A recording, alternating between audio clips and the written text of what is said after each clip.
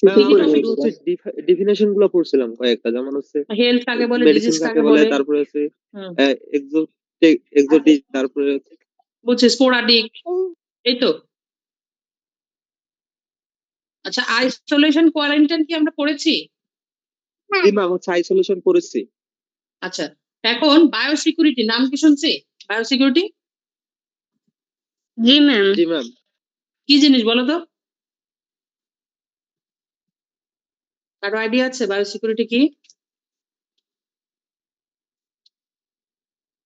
ফার্মের বিধিনিষেধ এবং যে যে সব জিনিস মেনটেন করলে রোগ ব্যাধি থেকে হচ্ছে ফার্মের এনিমেলকে আলাদা রাখা যাবে, এবং কোনো রোগ ব্যাধি যাতে প্রবেশ করতে না পারে কোনো মানুষ, জেনেটিক ডিজিজ মানুষের মাধ্যমে, এগুলোতে কিছু আইন প্রণয়ন করা, এটাই biosecurity। আচ্ছা শোনো, আইন না, আসলে এটা আইন না। আচ্ছা যাও আমরা পড়ি, একটু লিখো কাইন্ডলি। সব দেখানোর সুযোগ হবে না, কিছু হচ্ছে তোমার লিখতেও হবে। আমরা এখন বায়োসিকিউরিটি, আমরা একটু ব্রিফ নোটে যাচ্ছি মেডিসিনের। প্রথম দিনে এত ইয়াতে যাব না। ট্রিটমেন্ট আমরা হচ্ছে কি বিভিন্ন টাইপের রোগ বালাই সম্পর্কে এবং তার ট্রিটমেন্ট সম্পর্কে কিছু কিছু করে জানবো। সবার আগে জেনে রাখি আমরা হচ্ছে বায়োসিকিউরিটি কাকে বলে। কাইন্ডলি একটু লেখার চেষ্টা করি, ঠিক আছে? একটু লিখি, ওকে বললে শুরু করব।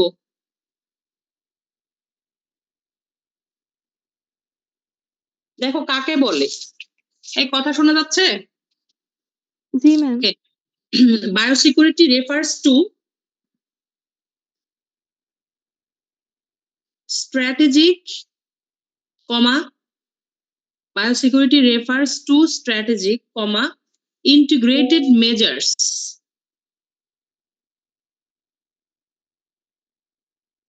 designed to, কিছু ইন্টিগ্রেটেড মেজার্স, কিছু পদক্ষেপ ডিজাইন টু, কেন আমরা এই পদক্ষেপগুলো নিব? Design to prevent the introduction and spread of harmful pathogens, pest, কীটপতঙ্গ, PESTS, and invasive species.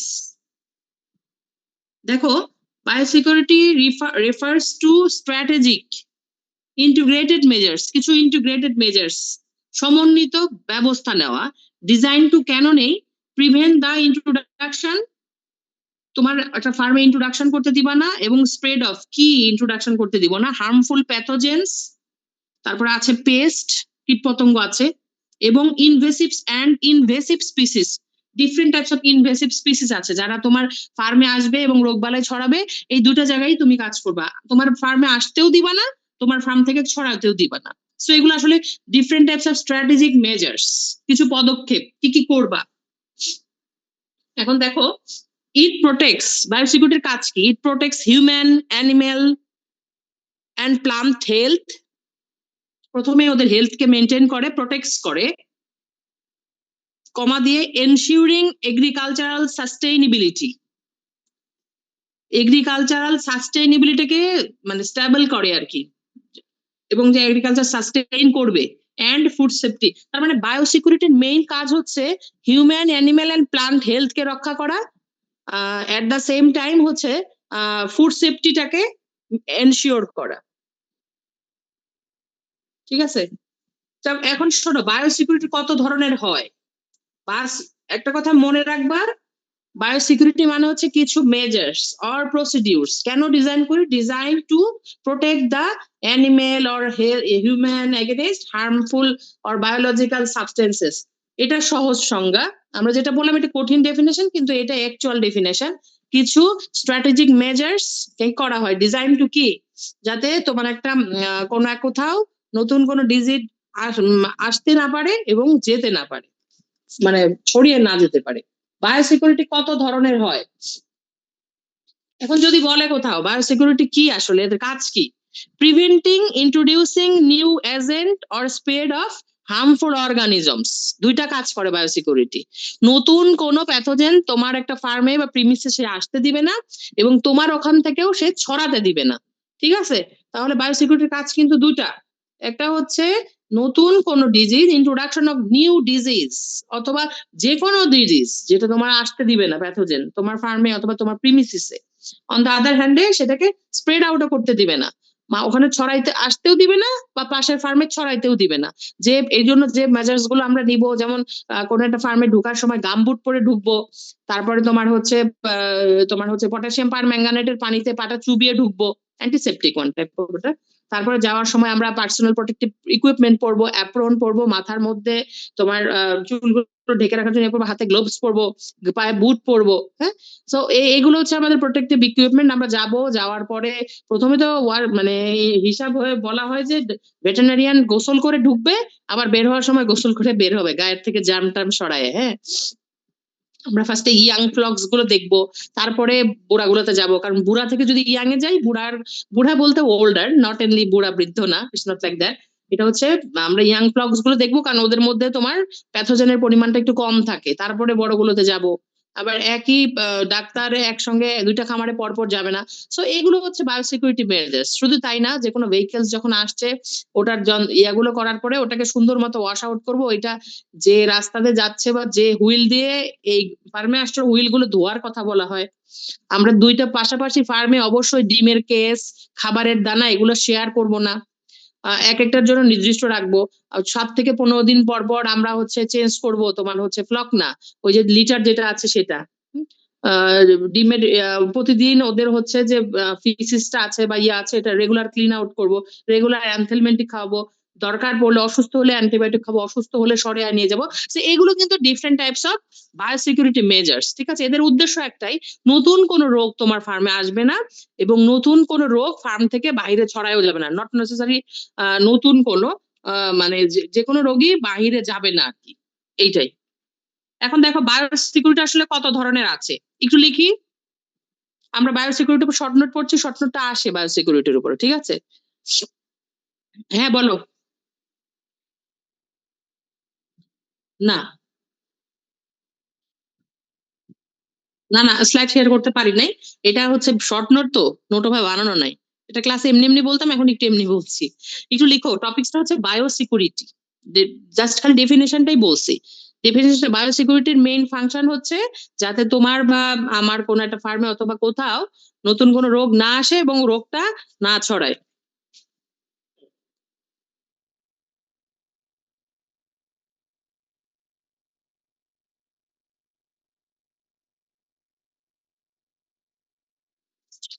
ঠিক আছে, তাহলে লেখো এখন বায়োসিকিউরিটি আসলে বেসিক্যালি 3 ধরনের। কয় ধরনের? 3 টাইপস, ঠিক আছে। ফার্স্ট অফ অল হচ্ছে কনসেপচুয়াল। একটু লিখো কনসেপচুয়াল, CONCEPT, TUAL, কনসেপচুয়াল, ধারণাগত, ঠিক আছে, কনসেপচুয়াল। 2 নম্বরে গেলাম structural, second type of biosecurity. Dural বা ম্যানেজমেন্টাল, যেটা বলো, কনসেপচুয়াল, স্ট্রাকচারাল এবং প্রসিডিউরাল, DURAL, প্রসিডিউরাল। এখন দেখো, এই তোমরা কি ক্যাচ করতে পারতেছো না মাথার উপরে যাচ্ছে? ম্যাম বুঝতে পারতেছি। আচ্ছা, ম্যাম ওকে, ফাইন। বুঝতে পারতেছি। আচ্ছা, কনসেপচুয়াল প্রথমটা CONCEP, কনসেপচুয়াল, ধারণাগত, হ্যাঁ। 2 নাম্বারটা হচ্ছে স্ট্রাকচারাল, লাস্ট ওয়ান হচ্ছে প্রসিডিউরাল বা ম্যানেজমেন্টাল, যেটাই লেখো। এন্ড কনসেপচুয়াল এর আন্ডারে কি লিখবো আমি একটু ধারণা দিচ্ছি, এটার উপর একটা শর্ট নোট তোমরা সুন্দরভাবে তৈরি করবা। এটা হচ্ছে কনসেপচুয়াল, তোমার হচ্ছে প্ল্যানিং এবং লোকেশন। সবার আগে তো প্ল্যানিং। ধরো কেউ একজন কোথাও যাবা, প্ল্যান ছাড়া সকালবেলা ঘুমতে উঠলে মন্ডায় চলে চলে গেল, তাহলে এটার ফিডব্যাক খারাপ হওয়ার সম্ভাবনা আছে। আমি একটা ফার্ম যখন আমি এস্টাবলিশ করছি, আমার টার্গেট কি? লাভবান হওয়ার। তাহলে কনসেপচুয়াল বায়োসিকিউরিটি সব থেকে ধরো করলা ঘরের ভিতরে, ধরো উড়ে যান না জ্যোতি ম্যাডামের বেলকুনিতে, কনসেপচুয়াল, ঠিক আছে। কিন্তু এটা আলটিমেটলি ফার্দার প্ল্যানিং করে নিতে হবে, আদৌ এটা অন দা লং মানে রানে এটা তোমাকে লাভবান করবে না খালি অসুখ বিসুখ হবে, এটাও তো বুঝতে হবে। সো কনসেপচুয়ালটাই কিন্তু সব থেকে আগের বিষয়। আনিস ভাই আসেন, জাস্ট এ মিনিট।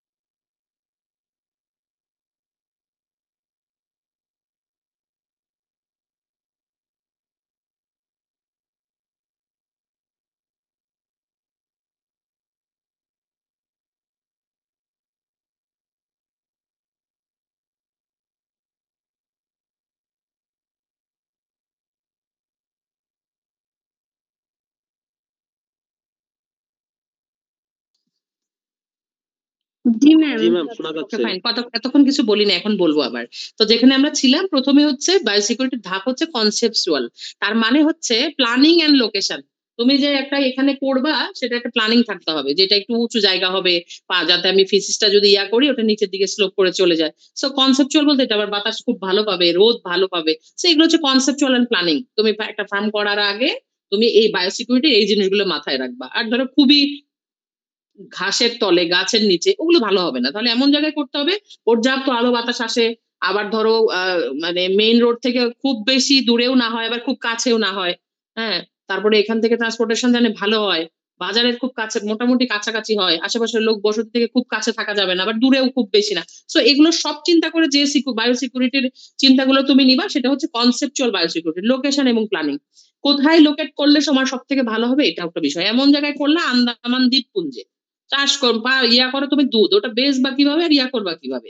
সো আমি যখন একটা ফার্ম করছি, চিন্তা ভাবনা আছে আমি লাভবান হব। লাভবান হতে হলে আমার যেগুলো নিতে হবে মেজার্স, সেগুলোকে আমরা বলছি কনসেপচুয়াল বায়োসিকিউরিটি। প্ল্যানিং করলাম, এরপরে 2 নাম্বার খালি প্ল্যান করলাম না, এখন স্ট্রাকচারালি দাঁড়া করাবো।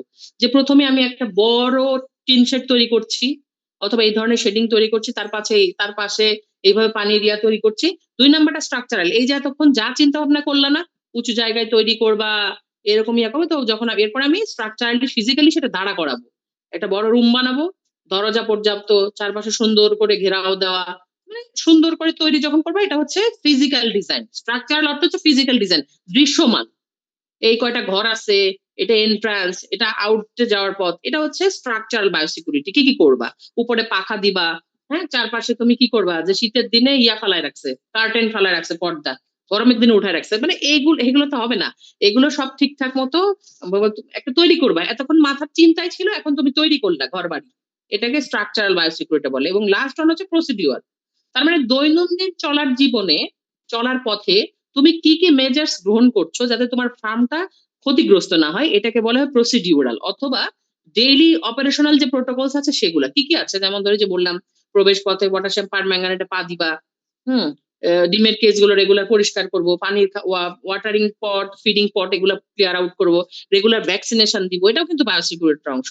সো এগুলো হচ্ছে দৈনন্দিন জীবনে চলার পথে একটা ফার্মকে সুস্থ রাখতে তুমি কি কি করবা সেটা। আবার ধরো গরুর ক্ষেত্রে কতদিন পর পর গোসল করাবা, এগুলো একটা বিষয় আর কি biosecurity. So biosecurity 3 types: conceptual, structural, last one procedural or managemental. ঠিক আছে, এখন যদি বলে যে বায়োসিকিউরিটির উদ্দেশ্য কি, দুইটা। একটা হচ্ছে তোমার নতুন কোনো প্যাথোজেন যেন একটা ফার্মে না ঢুকে এবং সেখান থেকে অন্য কোথাও ছড়ায় না যায়।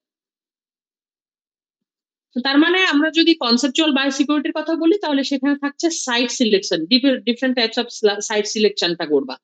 তারপরে তোমার হচ্ছে বিজি রোড আছে কিনা, স্লটার হাউস আছে কিনা আশেপাশে, কারণ এটা জানতে হবে মুরগি বিক্রি করবা কোন জায়গায় করবা। এরপরে তুমি যাবা স্ট্রাকচারাল বায়োসিকিউরিটিতে। এই ক্ষেত্রে তুমি বিভিন্ন টাইপের ফেন্স, মানে বেড়া তৈরি করবা, হাউসটাকে ডিজাইন করবা। এই তো প্রসিডিউরালের মধ্যে আছে তোমার, এই যে তুমি ভিজিটর যে অ্যাক্সেস আছে, এটাকে কমাই দিবা, ক্লিনিং করবা, ডিসইনফেক্টিং করবা, ওয়াটারের পট গুলা। তারপরে শুধু তাই না, ওই তোমার হচ্ছে কি করবা, ধর কোনো ভিজিটর আসলেও, মানে হচ্ছে তাদেরকে একেবারে নিউলি যে বাচ্চাগুলো নতুন প্রস্ফুটিত হয়েছে ডিম থেকে, ওগুলোর কাছে যাইতে দিব না। এইগুলো হচ্ছে বেসিক্যালি এটার প্রসিডিউর বা অপারেশনাল, অনেক কিছু আসে ওটার ভিতরে। কনসেপচুয়াল মানে হচ্ছে ধারণাগত, কি কি করবা, সাইট সিলেকশনটাই সব থেকে ফোকাসিং বিষয়। অন্যান্য গুলা হচ্ছে তোমার এরপরে সাইট সিলেকশন করে ওটাকে একটা এস্টাবলিশমেন্ট করলা, একটা ছোট্ট প্রাইমারি স্কুল। আমাদের ইয়াটার কথা চিন্তা করো, হাসপাতালটার কথা চিন্তা করো, সবার আগে কি করছিল, একটা জায়গা দখল করছো না, জায়গা দখল করে করছো, মানে একটা নর্মাল টিন শেড ছিল, এখন আমাদের তোমাদের সাবেক সিয়াম সাহেব সে অনলাইনে থেকে ওটা কিন্তু একটা ফার্ম স্ট্রাকচার, না তোমরাও করেছো কিন্তু ও আসলে কন্টিনিউয়াস লেগেছিল, একটা কিন্তু সুন্দর একটা স্ট্রাকচার নিয়ে চলে এসেছে। তো এটা এখন স্ট্রাকচারাল, এখন অপারেশনাল মানে এটা চলার ক্ষেত্রে এই যে আমরা যে হেক্সি জল দিয়ে হাতটা মুছবো, ময়লাটা নির্দিষ্ট ডাস্টবিনে ফেলবো, এবং অপারেশন টেবিল গুলো রেগুলার ক্লিন আউট করবো, ব্যবহার করার আগে ওগুলোকে তোমার অটোক্লেভ করে নিবে, এগুলো হচ্ছে operational. So this is all about the biosecurity. Biosecurity নিয়ে শর্ট নোট আসে, এই কথা বোঝা গেছে? জি ম্যাম। বায়োসিকিউরিটি আসে, আইসোলেশন আসে এবং কোয়ারেন্টাইনের পার্থক্য আসে। আচ্ছা আমি এখন সামনে যাচ্ছি। অ্যান্টি মাইক্রোবিয়াল রেজিস্ট্যান্স সম্পর্কে আমরা জানি কিছু? এটাও শর্ট নোট যে ম্যাডাম, এটাও কি শর্ট নোট? হ্যাঁ এটাও শর্ট নোট। অ্যান্টি মাইক্রোবিয়াল নাম শুনেছো? শোনার কথা, আমরা এই সেক্টরের মানুষ। জি ম্যাম। জি ম্যাম। হ্যাঁ, অ্যান্টি মাইক্রোবিয়াল রেজিস্ট্যান্স সম্পর্কে আমরা একটু পড়বো।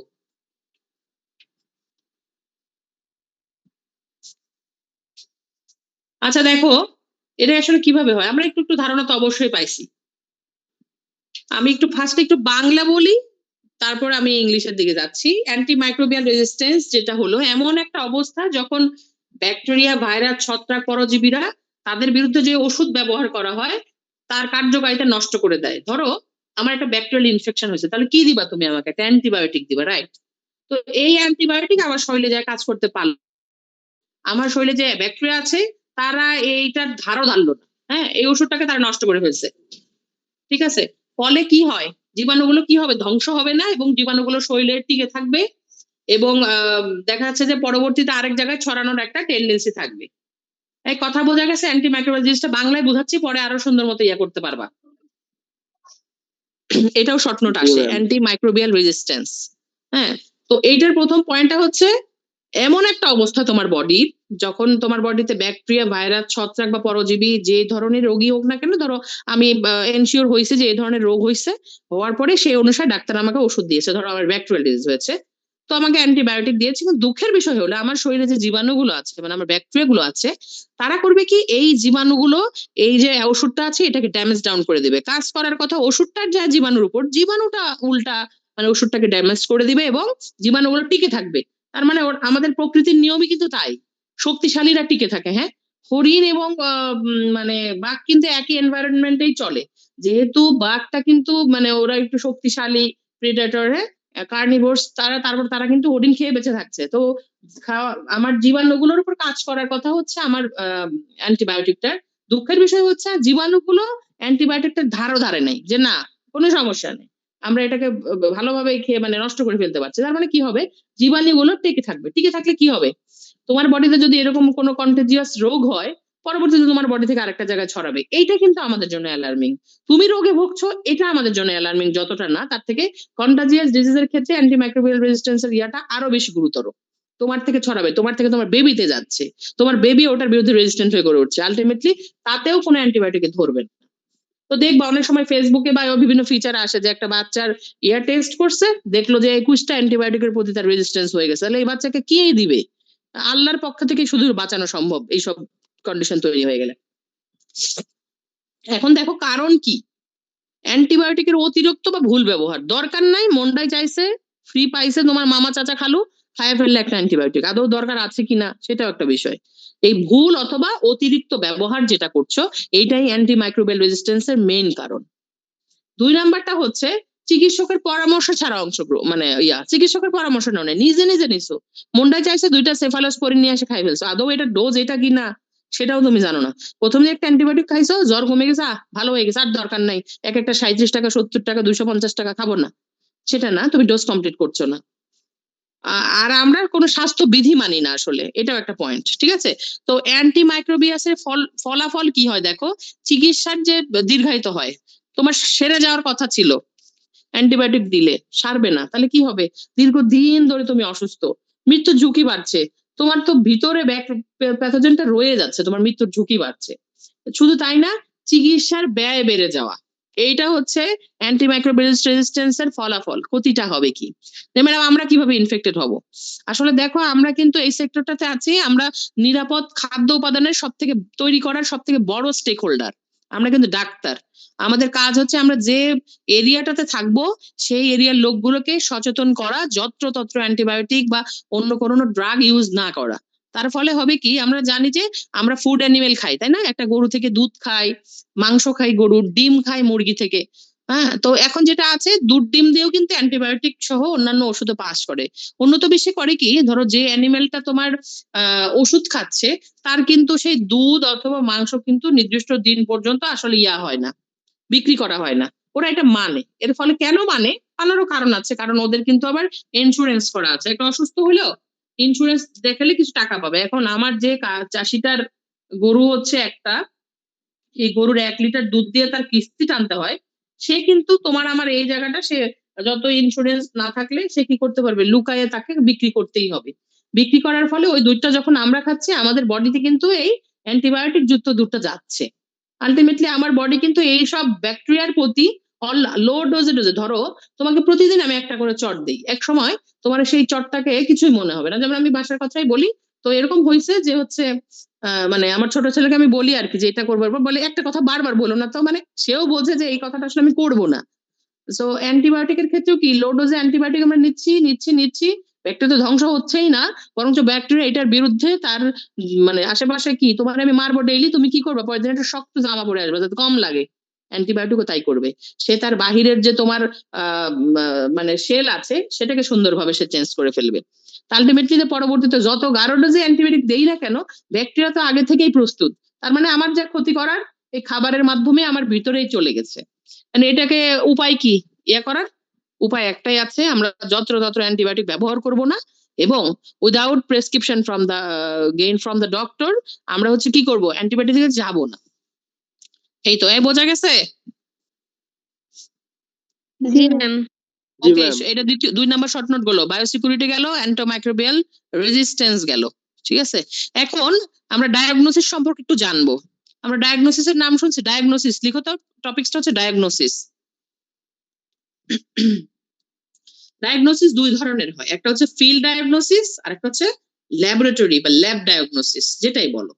ফিল্ড অথবা আরেকটা হচ্ছে ল্যাবরেটরি। ফিল্ডটা কি, ধরো কখন কার্যকর ফিল্ডে, দেখো হঠাৎ করে তোমার আমাদের এই ফিল্ডে ইয়াতে প্রচুর পরিমাণে হঠাৎ করে একটা রোগ দেখা গেলো, প্রচুর রোগ মানুষ মারা যাচ্ছে, ল্যাবরেটরি নিয়ে আসতে প্রসেসিং করতে অনেক সময় লাগবে। হঠাৎ করে কোনো রোগের যদি মহামারী আকার ধারণ করে অথবা হঠাৎ করে কোনো রোগের যদি এপিডেমিক কন্ডিশনে ব্রেকআউট হয়, তখন সবার আগে তোমাকে যে ডায়াগনোসিসটা হেল্প করে সেটা হচ্ছে ফিল্ড ডায়াগনোসিস। ফিল্ড মানে ফিল্ডে যাবে কর্তব্য রক্ত ডাক্তার, ফিল্ডে যেসব স্যাম্পল পাওয়া যাবে ওগুলো থেকে আইডেন্টিফাই করে তারপরে হচ্ছে তারা একটা চিকিৎসা দিবে।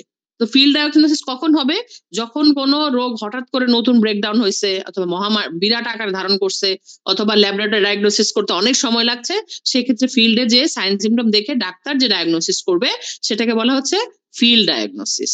ঠিক আছে, এখন ল্যাবরেটরি ডায়াগনোসিস কি, সব থেকে ভালো রেজাল্টের জন্য, অ্যাকুরেট রেজাল্টের জন্য আমরা যে ডায়াগনোসিস করি সেটা হচ্ছে কি, ল্যাব ডায়াগনোসিস। ঠিক আছে, ল্যাবরেটরি ডায়াগনোসিস, অ্যাকুরেট ডায়াগনোসিস।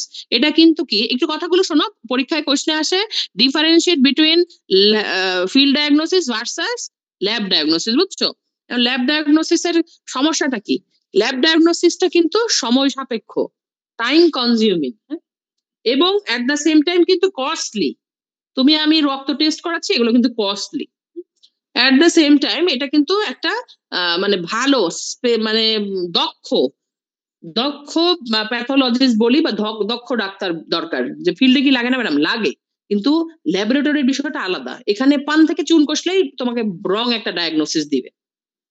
তো একে তো এটা কস্টলি, দ্বিতীয় টাইম কনজিউমিং, 3 নাম্বার হচ্ছে কি খুবই দক্ষ লাগে। তবে হ্যাঁ, এটা সুবিধা কি, যে রেজাল্টটা পাবা এটা নেয়ার টু অ্যাকুরেট, মানে একেবারে অ্যাকুরেট, সেটা ভালো সাইড কি অ্যাকুরেট। এখন ফিল্ড ডায়াগনোসিস যাও, এটা সময় কম লাগে, টাইম কনজিউমিং কম, cheap, at the same time দক্ষতা এখানেও লাগে, কিন্তু রেজাল্টটা কিন্তু সবসময় নট শিওর যে এটা একেবারে এইটার অ্যাকুরেট রেজাল্টই। কিন্তু যখন আমার খুব বড় আকার ধারণ করছে, আমাকে তো অ্যাটলিস্ট প্রথম আমাদের কাজ হচ্ছে প্রাণীর জীবন বাঁচানো, জীবন বাঁচানোর ক্ষেত্রে যে পদক্ষেপগুলো আমরা নিচ্ছি সেটা হচ্ছে ফিল্ড ডায়াগনোসিস। ফিল্ড ডায়াগনোসিস করে প্রাথমিকভাবে যে চিকিৎসা আমরা দিব সেটা ফিল্ড ডায়াগনোসিস করে, তারপর ওখান থেকে স্যাম্পল কালেক্ট করে ল্যাবরেটরি পাঠাবো। সো যদি কোয়েশ্চেন আসে difference between field and lab, field and ল্যাবের মধ্যে ল্যাবের উপকারিতা একটাই, যেটা হচ্ছে নিয়ার টু অ্যাকুরেট রেজাল্ট দেয়। ফিল্ডের ক্ষতিয়া হচ্ছে যে অনেক সময় ভুলও হতে পারে, কিন্তু যদি এটাকে কিভাবে তুমি কাভার আপ করবা, যদি তোমার যে ডক্টর আছে সে অত্যন্ত দক্ষ হয়, তখন যেটা হবে দারুণ ভাবে সে এটা কাভার আপ করে ফেলবে। So this is all about field and laboratory diagnosis. আশা করি বুঝতে পারছো, বুঝতে পারছো? জি ম্যাম। আচ্ছা, আরেকটা পয়েন্ট আছে ডিফারেন্সিয়াল ডায়াগনোসিস। অনেক সময় এই পয়েন্টটা আমরা এখন সামনে শুনতে পাবো যে ম্যাডাম এটা কি জিনিস। এটা হচ্ছে অনেক সময় অনেক কিছু কিছু রোগের কমন কিছু সাইন সিমটম থাকে, হ্যাঁ, যার ফলে দুইটা রোগ কনফিউজিং হয়। এরপর ডাক্তার স্পেসিফাই হওয়ার জন্য দেখা যাচ্ছে আমরা যদি মানুষের ডাক্তারের কাছেও যাই, ডাক্তার ফার্স্টে কিছু কমন চিকিৎসা দেয়, দেওয়ার পরে যখন দেখো লিভারে এইচজিপিটি এইচওপি বেশি, তারপরে কিন্তু স্পেসিফাইড আরো কোনো লিভারের ট্রেস দেয়। তার মানে রোগের ক্ষেত্রেও, অ্যানিমাল রোগের ক্ষেত্রেও কিছু কিছু রোগ আছে যেগুলো খুবই কাছাকাছি সাইন সিমটম প্রকাশ করে। এরপরে ডাক্তার ফার্দার ইয়া করে, এগুলো হচ্ছে ডিফারেন্ট, যেসব রোগের সাইন সিমটম অনেকগুলোই কাছাকাছি মিলে যায় সেটাকে আমরা বলবো ডিফারেন্সিয়াল ডায়াগনোসিস। তার মানে কাছাকাছি মিলে যাও, যেমন যদি হচ্ছে পয়জনিং হয়, সেটার যে সাইন সিমটম হবে অনেক সময় লাইটেনিং স্ট্রাইক, বিদ্যুৎ স্পষ্ট হয়ে মারা গেলেও ওই সাইন সিমটম হবে, হ্যাঁ, ব্লাড ভেসেল নীল হয়ে যাবে। তো মানে এটা বলার জন্য বলা, শুধু তাই না, ডিফারেন্ট টাইপস অফ পয়জনিং এর ক্ষেত্রেই হয়। তারপরে এমন আছে যে ম্যান্ডিবলের নিচে পানি জমে, এই অনেক সময়, এবং এটা শুধুমাত্র তোমার হেমোরেজিক সেপ্টিসেমিয়া না, এটা অনেক সময় তোমার যদি পেটের ভিতরে প্রচুর পরিমাণ ফ্যাসিওলা থাকে তাতেও হয়, সাবম্যান্ডিবুলার ইডিমা বলে এটাকে। সো এগুলো হচ্ছে কাছাকাছি কিছু রোগ যেগুলো আসলে কনফিউশন তৈরি করে, এগুলোকে বলা হয় ডিফারেন্সিয়াল ডায়াগনোসিস। এই বোঝা গেছে? জি ম্যাম। এগুলো সব কমন টার্মিনোলজি, একটু বলে নিচ্ছি, সামনে থেকে তার এভাবে বলা হবে না। আমরা যে ডিজিজ গুলো পড়বো সেগুলো যেটা আমরা পড়বো কজাল লাইন অফ ট্রিটমেন্ট পড়বো। কারণ আমরা মনে রাখি মেডিসিনের যে ট্রিটমেন্টটা তুমি করবে এটা depends on actually the weight of the animal. কত ওয়েট তোমাকে শিখাবো 40 কেজি, গরুর ওয়েট দেখো যে 300 কেজি, তো সেভাবে ক্যালকুলেশন করা কষ্ট হবে। তো আমাদের যে আমরা মানুষের গরুর ডাক্তার আছি, গরুর ডাক্তার বলবো না, অ্যানিমেল ডক্টর, আমাদের কাজ হচ্ছে মানে irrespective to any kind of weight আমাদের চিকিৎসা শিখতে হবে। আর ওয়েট ক্যালকুলেশনটা করে তোমরা পরবর্তী ড্রাগ তাদের ডিসপেন্স করবা। তো আমাদের সবার আগে হচ্ছে এই রোগগুলো, আমরা কালকে থেকে রোগ পড়া শুরু করব কিছু, ঠিক আছে? আর সামনাসামনি নাই হয়তো দ্রুত শেষ করতে পারতাম, কিন্তু কালকে থেকে ফর শিওর যে আমরা কিছু রোগ ইয়া করা শুরু করবো আর কি। আচ্ছা দাঁড়াও, তারপরে একটু আমি দেখি হচ্ছে কোনো কিছু স্ক্রিন শেয়ার করতে পারি কিনা আজকে, তাহলে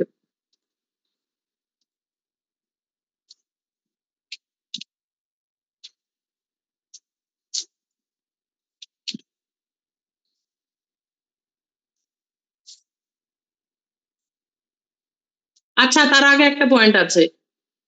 আচ্ছা বলো তো, আমরা যখন একটা অ্যানিমেলকে এক্সামিনেশন করি তাহলে কখন থেকে শুরু হয় এক্সামিনেশন করাটা, বলতে পারবে? আইডিয়া আছে কারো? এক্সামিনেশন দুই ধরনের হয় বুঝছো। একটা হচ্ছে তোমার ডিস্ট্যান্ট এক্সামিনেশন, একটু লিখি, ডায়াগনোসিস করলে না, উপর এখন আরেকটা টপিক হবে এক্সামিনেশন, এগুলো আমরা ডিটেলসে পড়াবো। আমি তো জাস্ট আজকে প্রথম দিন জন্য অতভাবে হালকায় যাচ্ছি। যে তোমরা কি করবা, তোমরা হচ্ছে সবার আগে যেটা করবা, এক্সামিনেশন দুই ধরনের হয়, একটা হচ্ছে তোমার মানে ডিস্ট্যান্ট এক্সামিনেশন, আরেকটা হচ্ছে কি বলো, আরেকটা হচ্ছে ক্লোজ এক্সামিনেশন। ডিস্ট্যান্ট থেকে কি দেখবা, অ্যানিমেলটা কেমন ভাবে দাঁড়ায় আছে, অসুস্থ না সুস্থ, একটু পরপর ইউরিনেশন করছে কিনা, উঠতেছে বসতেছে কিনা, এগুলো আসলে বেসিক্যালি আমরা দূর থেকে দেখবো।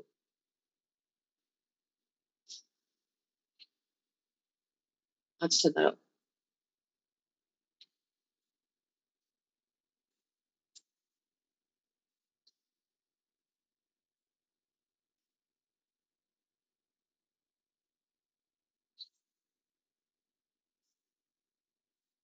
আচ্ছা কিছু দেখতে পাচ্ছ? জি না ম্যাম। ম্যাম। ওকে, আমরা রোগে চলে গেলাম, ঠিক আছে? আমরা খুব বিরক্ত লাগলে বলো, এখন একটু স্ক্রিন শেয়ার করব। তো আমরা রোগ করবো ফার্স্টে হচ্ছে ম্যাস্টাইটিস, ঠিক আছে? যে মানে এটা সব থেকে গুরুত্বপূর্ণ। কেন আসলে দেখো, গরু আমরা বেসিক্যালি মাংস খাওয়ার জন্য এট দ্য সেম টাইম এটা থেকে যাতে আমরা কাঁচা পয়সা পাই, হ্যাঁ? দুধ বিক্রি করে পাই সেজন্য আমরা আসলে গরু পালি বা আমাদের ওনাররা পালে অথবা যেহেতু আমরা ডাক্তার আমাদের সবার আগে যে জায়গাটা সবথেকে লাভবান হয় আমার কৃষক, সেক্ষেত্রে আমাদের ফোকাস করতে হয়। তো গরুর দুধের সাথে যে রোগটার সম্পর্ক বা দুধ গ্রন্থির সাথে সেটাকে আমরা ম্যাস্টাইটিস বলছি।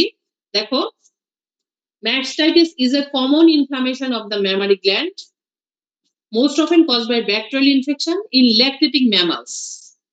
অনেক অনেক ভাষণ দেওয়া আছে ভাই, তোমরা স্ক্রিনশট রাখে ফেলো, ঠিক আছে? Inflammation of the mammary glands commonly যেসব দুগ্ধবতী অ্যানিমেল আছে তাদের ম্যামারি গ্ল্যান্ড ইনফ্লামেশনকে কি বলছি আমরা? ম্যাস্টাইটিস বলছি। এবং সাধারণত এগুলো বেশিরভাগের ক্ষেত্রেই ডিফারেন্ট টাইপস অফ ব্যাকটেরিয়াই দায়ী অধিকাংশ ক্ষেত্রে। এবং কি সমস্যা হয়? It can cause significant economic losses. Mammary গ্ল্যান্ডকে এফেক্ট করছে, তুমি দুধ পাওয়ার জন্য গরু পালছো 8 কেজি দিতে, এখন দিচ্ছে 4 কেজি, তোমার তো লস বাবা। Dairy farms due to reduce milk production, treatment cost এবং ডিসকার্ডেড মিল্ক, এগুলোর মাধ্যমে আমি কিন্তু ক্ষতিগ্রস্ত হচ্ছি। এই বোঝা গেছে না? বুঝতে পারছো না? পারতেছি ম্যাম। ম্যাস্টাইটিস মানে হচ্ছে মামারি গ্ল্যান্ডের ইনফেকশন। ইনফেকশন অধিকাংশ ক্ষেত্রে ব্যাকটেরিয়া দিয়ে হয় আর অনেক কিছু দিয়ে হয়। এখন দেখো ক্ষতি কি হয়?